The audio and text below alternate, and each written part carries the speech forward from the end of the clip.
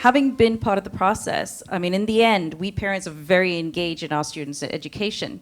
So from that perspective, what was the admissions process for you as a parent, sitting with and on the sidelines of your child?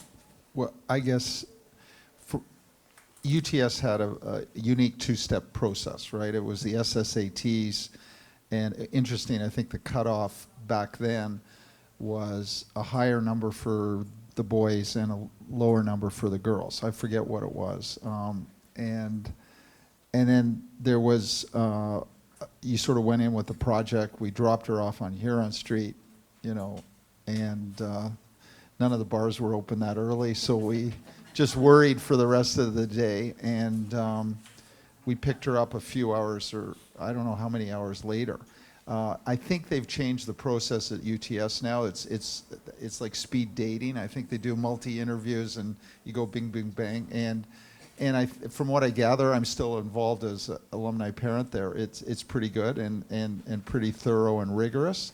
You know, we just sort of the night before, and I think it would hold true wherever you might be applying to, is just sort of do your normal stuff, be yourself, get a good night's sleep, you know, have breakfast and try to go in there and be relaxed. And so we just had kind of that. We did have, believe it or not, for JK at Branksome, we kind of had an interview, and it was a little funny because the you know, us as parents kind of got interviewed too, because I think they wanted to know if we were a good prospect for fundraising, which unfortunately a lot of the private schools kind of touch you for that, but that's all good. You're putting back in.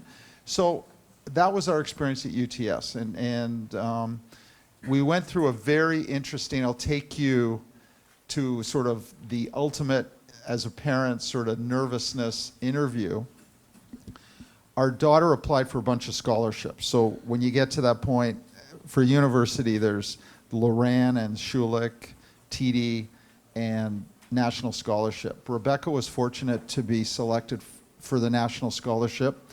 So they bring 20 people in, students from all across the country for 3 days at U of T, and they interview them like crazy. They go, you know, and every college is trying to pitch them to. So they went through that whole thing, and then they stayed at a hotel. They stayed actually at the Holiday Inn at St. George and Bloor, and for 3 or 4 days, and all 20 are offered a scholarship. 10 are offered, I think, an Arbor scholarship, and 10 are offered the National.